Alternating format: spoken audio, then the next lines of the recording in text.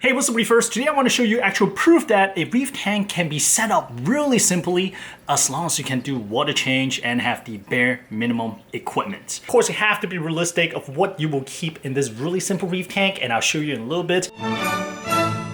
On the flip side of the coin, of course, we have the 145-gallon tank here, which is not the focus of today's video, where it's all decked out with different testing gears and whatnot. Now, most of these gear are also not completely necessary, but they do automate a lot of things, namely like water testing, that makes life a little bit easier for me. But again, these are not necessary, and today's focus of the video is simple reef tank. And when we're talking about simple reef tank, that is actually my bread and butter, because back then I'm not that well off. I still am not, because AMC did not go to the moon, but I have a lot of experience accumulated in terms of setting up a simple reef tank. And today, let's take a look at my latest creation, the Mangrove tank that some of you guys may be familiar with, but we have not touched on in quite a bit. Let's go.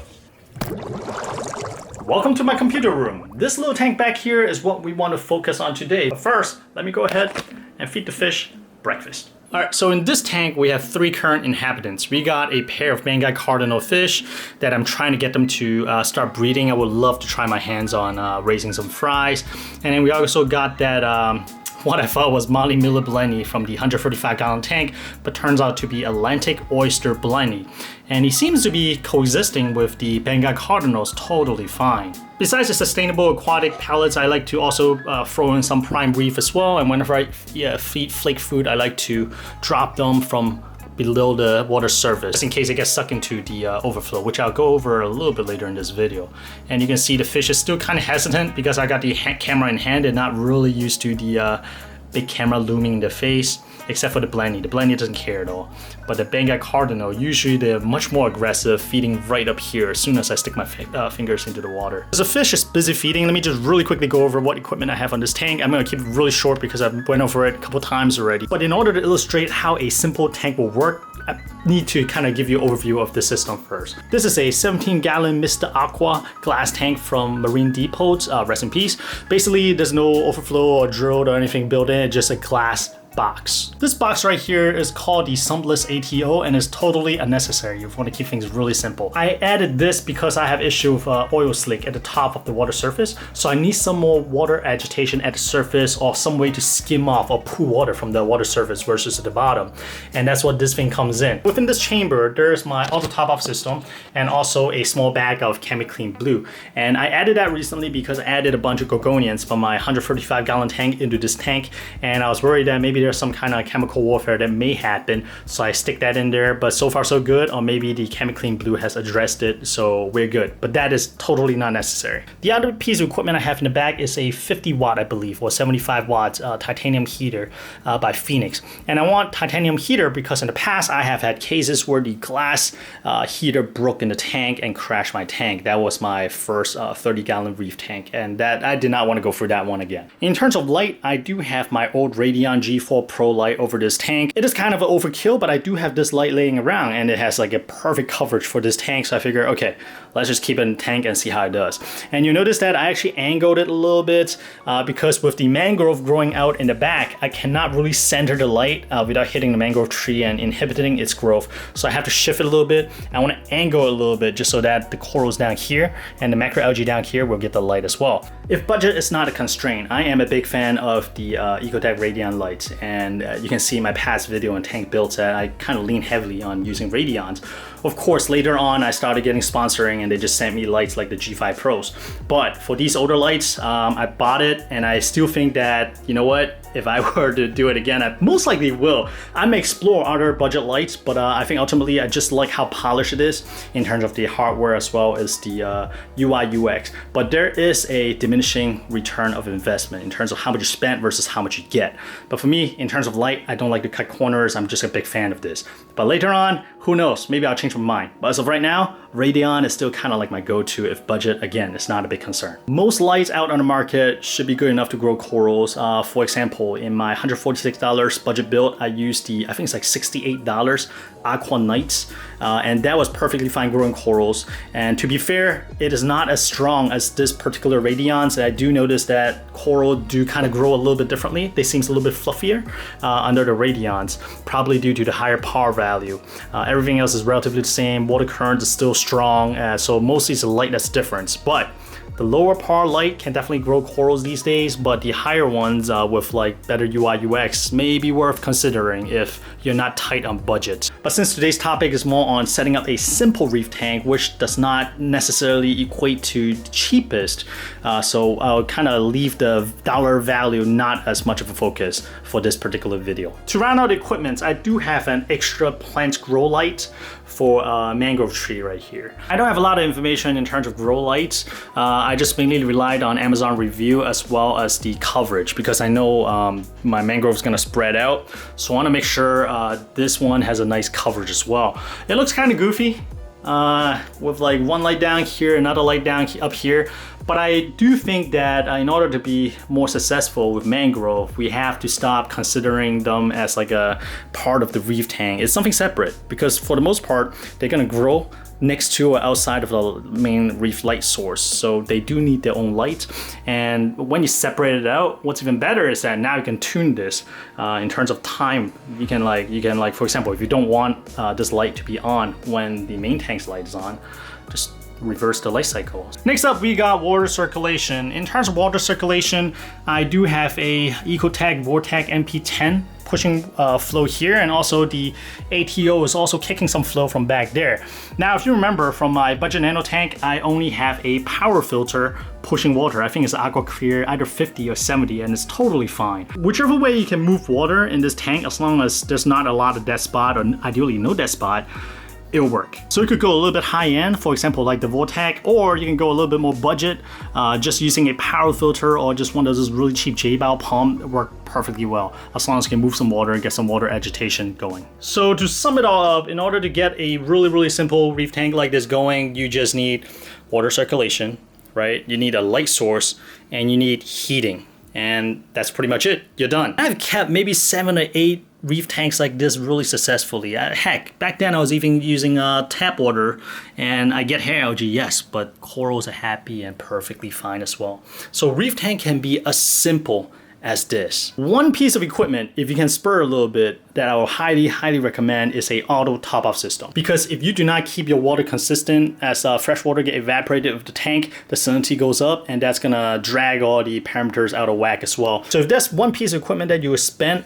on top of the light, the flow, the heater, it will be auto-topoff system, and that's a little blue thing right there. And I have been using the Auto Aqua's Duetto's ATO. There are a lot of different ones out on the market. This one has been pretty reliable for me, and the footprint is really small, so that's why I like it for a nano tank. So far this sounds great and completely doable as well as potentially affordable, right? But there are trade-offs. For example, you're on the hook for the maintenance of this tank. For a big tank, because I have a powerful skimmer, I got refugium with macroalgae growing, I can get away with doing less water change. But for this smaller tank, in order to make it healthy, I need to do water change every 2 or 3 weeks. Sometimes I can stretch it a little bit to like month and a half of stuff, but you will start seeing algae coming in on the glass, and usually that's when I know, okay, it's time for a water change. There's some kind of buildup somewhere that I'm not catching, and it's breaking down into phosphate nitrate, which is in turn fueling the growth on the algae. But also because of this, you start to develop a sense of how the tank is doing based on how the corals, how the macroalgae is doing, and how the microalgae is coming in. And that is kind of cool. So if you're limited in space, you want something simple, you want something a little bit more hands-on, maybe a small tank, especially a small, simple tank, could be the way to go. Now, one of the big cons of going with a simple tank is the kind of livestock that you'll probably have more success with in this tank.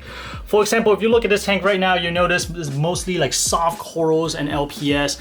And I think most reefers probably do not mind. In fact, I think there's kind of like a swing back to these kind of soft corals is coming into trend right now compared to SPS. With a setup like this, you probably need to be really meticulous if you want to keep more sensitive creatures like SPS corals that's more sensitive to different parameters. But if you like the look and the movement of soft corals like these letters right here, or those gorgonians right here, or the LPS, for example, like the candy cane corals right there, also the Space Invader, as well as all the GSP, Nipheus, Toaster. If you like this look, hey man, maybe a simple tank is not a bad thing. The other thing I've been experimenting with this tank is because I know that I do not have a sump full of macroalgae to help export nutrient.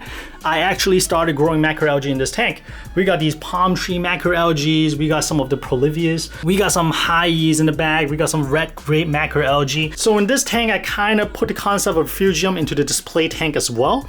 Once in a while, I'll clip these off because all these nutrients got uptake by these macroalgae, and I'll use these as exports. And usually these macroalgae help me outcompete the microalgae that could grow on the glass. And that's why when I mentioned I start seeing microalgae on the glass, that probably means that I have an influx of excess nutrient that the macroalgae and the corals could not uptake, and that's why I know I need to do a water change. There are certain corals in this tank that is considered pest when it goes into a regular mixed reef. For example, these zinnias right here, if we leave them unchecked, as you can see, they can pretty much take over an entire rock and potentially the entire tank if you let them kind of get nipped off and then float somewhere and start a different colony. Another one is these green star polyp. If the condition is right, they can aggressively take over the rock and just fill the whole entire tank. And that's also one reason I want to add them into this tank. I really like the look of a grown-in reef tank. I would much rather take a reef tank that has this mature grown-in look with normal corals compared to a really sparsely planted high-end reef tank with just all frags. Just look at this. Who can say no to this, right? Even though all the color is kind of like a pink color and green color, but just the fact that how filled out it is, it's just gorgeous. I kind of hinted at the amounts of maintenance of this tank, basically just water change every 2 weeks or up to maybe a month, and that's pretty much it.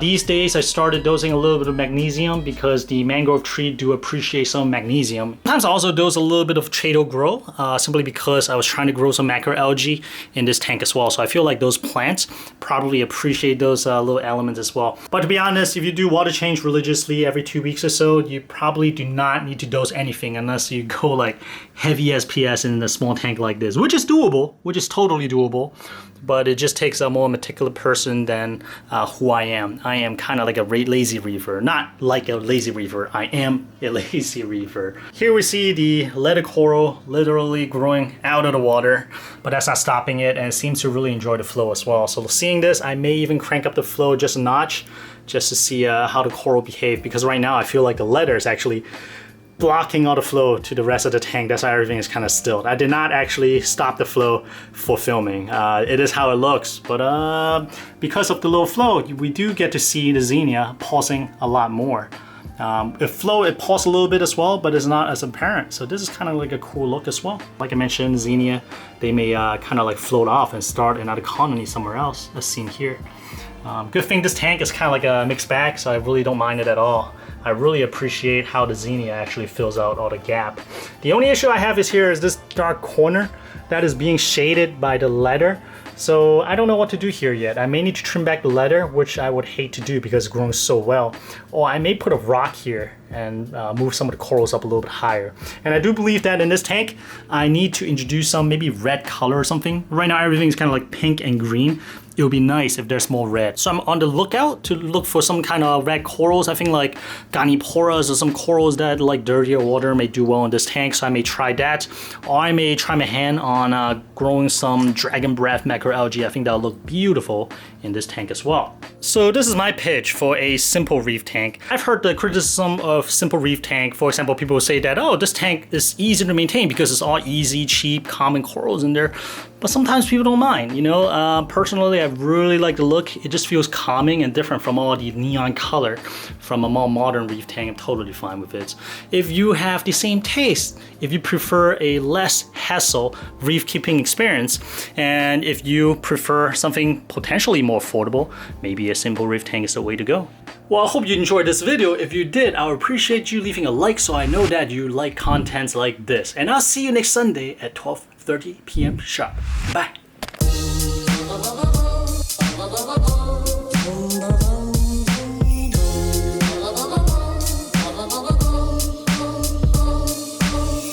Sorry, I forgot the most important tip. Doesn't matter how cheap or how plain looking a coral is, if you let it grow out into a colony, it's gonna look fantastic. Just look at that.